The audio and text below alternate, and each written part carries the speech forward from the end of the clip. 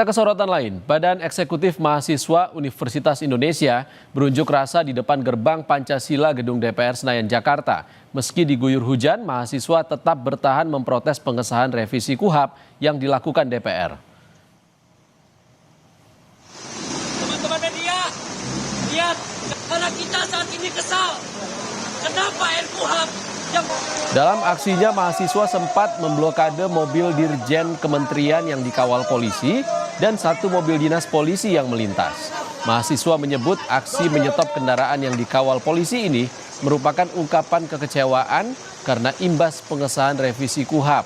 Massa menilai pengesahan revisi KUHP cacat prosedur dan berpotensi membuat aparat semakin sewenang-wenang.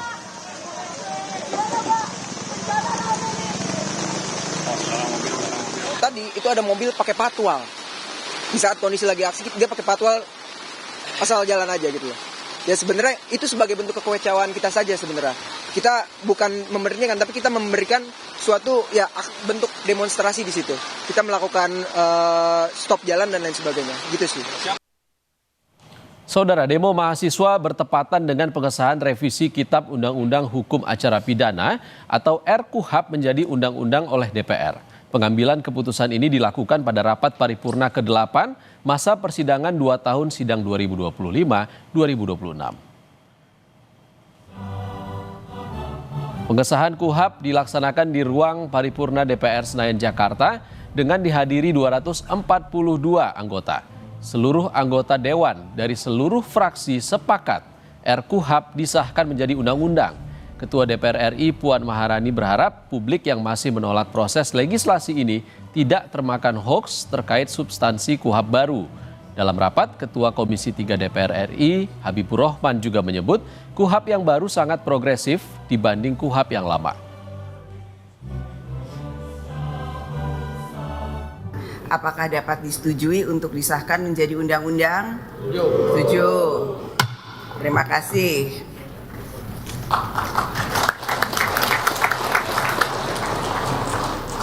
Tadi penjelasan dari Ketua Komisi 3 saya rasa cukup bisa dipahami dan dimengerti sekali.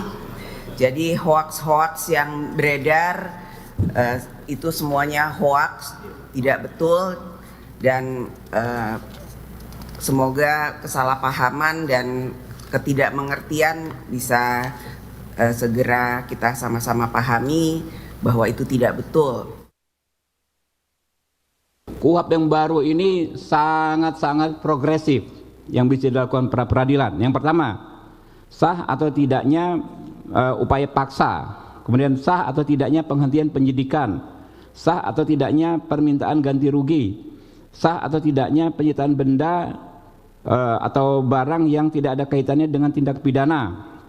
Kemudian penuntutan terhadap penanganan perkara tanpa alasan yang sah. Nah, yang ini yang saya sebutkan terakhir itu dikenal dalam bahasa Inggrisnya itu undue delay.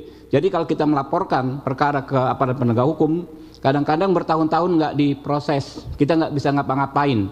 Nah, dengan KUHP yang baru, maka hal tersebut menjadi objek pra peradilan. Kita bisa ajukan gugatan pra peradilan agar hakim memutus agar laporan kita bisa ditindaklanjuti. Lalu soal permohonan penangguhan penahanan dan pembantaran penahanan juga menjadi objek KUHP.